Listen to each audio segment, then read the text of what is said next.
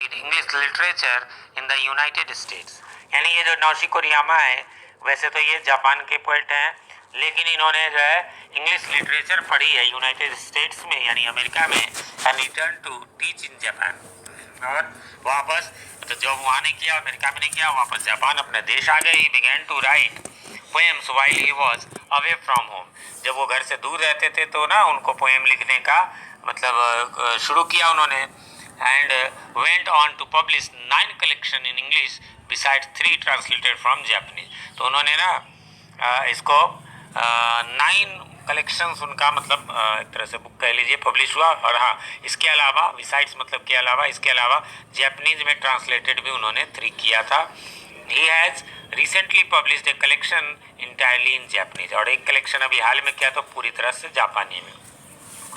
तो आखिर ये पोएम में है क्या? This poem compares the flowering of a water lily to the process of understanding a poem।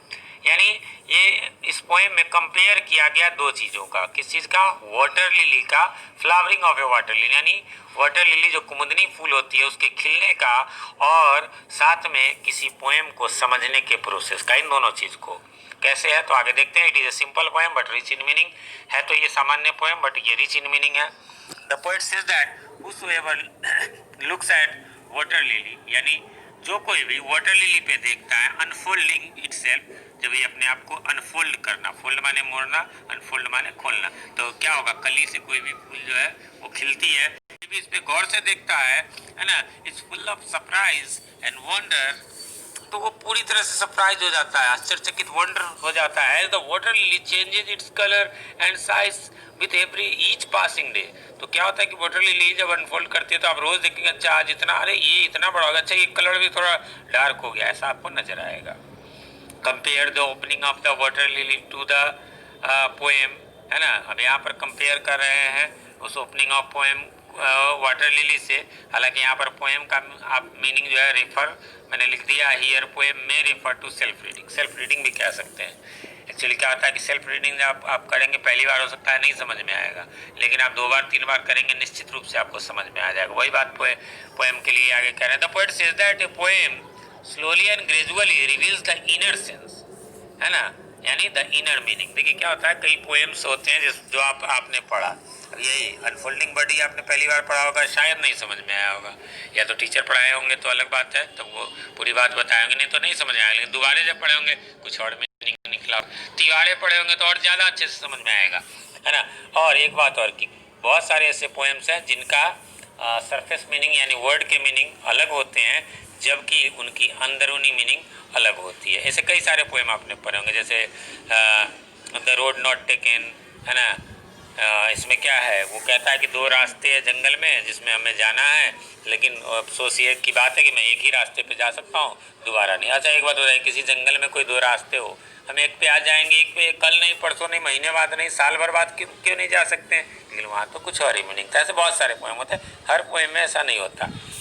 तो inner meaning when we read it multiple times, जब हम इसे कई बार पढ़ते हैं, है ना, तो हमें जाकर के जो है ना इनर सेंस रिवील होता है यानी प्रकट होता है। इस लाइन को मैं दोबारा पढ़ देता हूँ, ठीक है। ये बहुत लंबा सा था। Comparing the opening of the water lily to the poem, है ना, पोएम से कंपेयर करते हुए, यहाँ पोएम का माने सेल्फ रीडिंग भी हो सकता है। The poet said that a poem slowly and gradually, कि एक पोएम धीरे धीरे रिवील्स यानी प्रकट करता है द इनर सेंस यानी द इनर मीनिंग, अंदरूनी अर्थ उस पोएम का, when we read it multiple time, जब हम इसे कई बार पढ़ते हैं। Reader is not surprise at the first look of the poem, पहली बार जब पोएम को देखता है सरप्राइज नहीं होता, लगता है नहीं यार क्या कहाँ कुछ ऐसा कुछ है। As he gets it surface meaning, क्योंकि पहली बार तो वो सरफेस मीनिंग देखता है। In the beginning a reader is not able to understand what the poet actually wants to convey.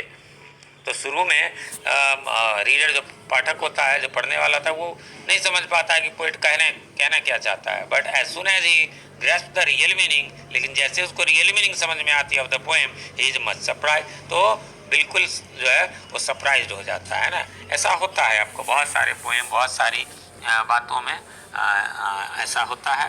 तो निश्चित रूप से एक बार तो रविंद्रनाथ टैगोर ने भी कहा था किसी ने मतलब उनका एक्सप्लेन किया उनके पोएम का, तो वो कहे कि मैं तो मतलब पोएम जब लिख रहा था तो मुझे भी नहीं पता था कि मेरे पोएम का ऐसा भी मीनिंग निकाला जा सकता है। होते हैं पोएम के बहुत सारे सेंस जो है बहुत सारे तरीके से निकाले जाते हैं, तो बड़े बड़े विद्वान लोगों से इसीलिए निकलवा करके हम लोग उसका एक्सप्लेनेशन पढ़ते हैं, वरना पोएम में जितनी बातें होती है उससे पूरी तरह क्लियर थोड़ी हो पाती हैं।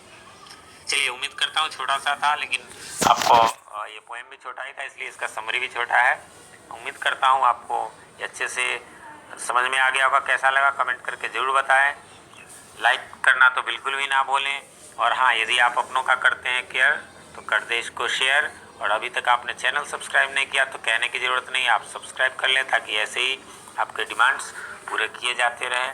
Thanks for watching till last. Have a nice day.